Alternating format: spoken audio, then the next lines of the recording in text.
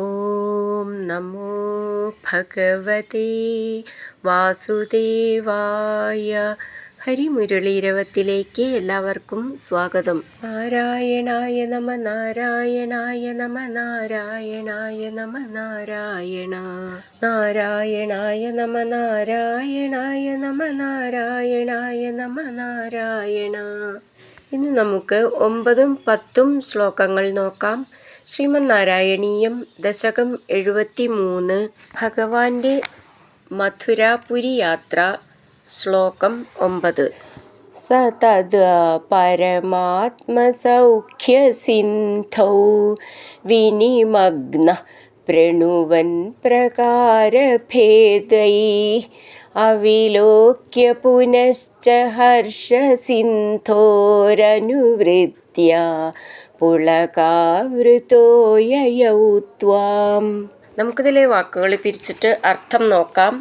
സ തദ് പരമാത്മാ സൗഖ്യ സിന്ധൗ വിനിമഗ്നഃ പ്രണുവൻ പ്രകാരഭേദൈഃ അവിലോക്യ പുനശ്ച ഹർഷ സിന്ധോർ അനുവൃത്യ പുളകാവൃതോ യയൗ ത്വാം.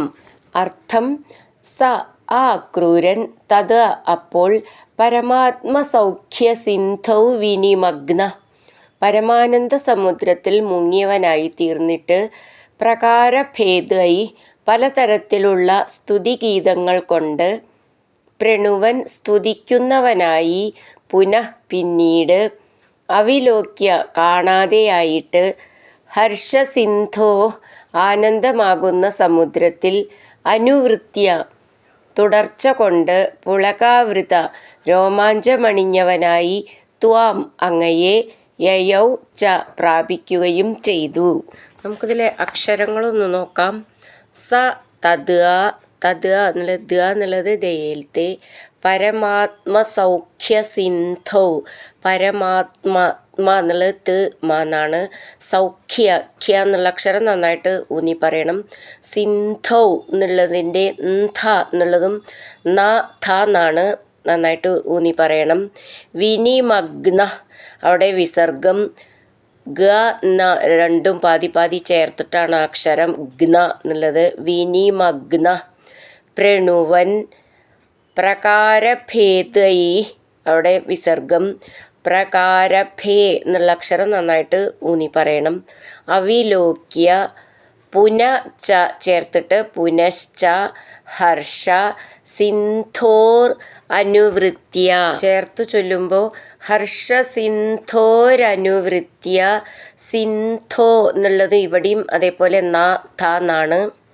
സിന്ധോ എന്നുള്ളത് നന്നായിട്ട് ഊന്നി പറയണം. ഥോ എന്നുള്ളത്. പുളകാവൃതോ യയൗ ത്വാം. ത്വാം എന്നുള്ളതിന് ത്വ എന്നാവാനുള്ള ചിഹ്നം, ദീർഘം, മുർക്കം അതൊക്കെ ശ്രദ്ധിച്ചോളൂ. യയൗ ത്വാം. സ തദ് പരമാത്മസൗഖ്യ സിന്ധൗ വിനിമഗ്നഃ പ്രണുവൻ പ്രകാരഭേദൈഃ അവിലോക്യ പുനശ്ച ഹർഷസിന്ധോരനുവൃത്യ പുളകാവൃതോ യയൗ ത്വാം. അടുത്തത് 10ാമത്തെ ശ്ലോകം. കിമു ശീതളിമാ മഹാഞ്ജലേയത് പുളകോസാവിതി ചോദിതേന തേന അതിഹർഷനിരുത്തരേണ സാർദ്ധം രഥവാസി പവനേശ പാഹി മാം ത്വം.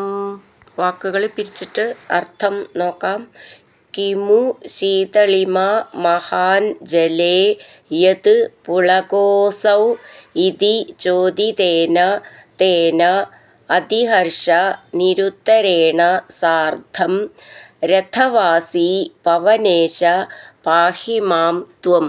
അർത്ഥം: ജലേ വെള്ളത്തിൽ, മഹാൻ വലിയ, ശീതളിമ തണുപ്പ്, കിമു ഉണ്ടോ, യത് യാതൊരു കാരണത്താലാകണമല്ലോ, അസൗ ഈ, പുളക ശരീരത്തിലെ രോമാഞ്ചം, ഇതി ഇപ്രകാരം, ചോദിതേന അങ്ങയാൽ ചോദിക്കപ്പെടുന്നവനായും, അതിഹർഷനിരുത്തരേണ അവിടുത്തെ വാക്കു കേട്ട സന്തോഷത്താൽ ഉത്തരം പറയാതിരുന്നവനുമായ തേന സാർത്ഥം ആ അക്രൂരനോടുകൂടി രഥവാസി തേരിൽ വസിക്കുന്നവനായ ത്വം അങ്ങ് പവനേശ ഗുരുവായൂരപ്പ മാം എന്നെ പാഹി രക്ഷിച്ചാലും. നമുക്കിതിലെ അക്ഷരങ്ങളൊന്ന് നോക്കാം.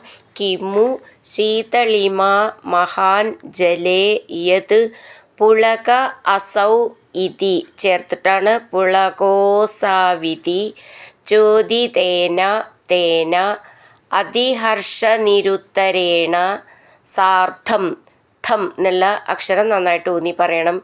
രഥവാസി രഥ എന്നുള്ള ഥ എന്നുള്ള അക്ഷരം നന്നായിട്ട് ഊന്നി പറയണം.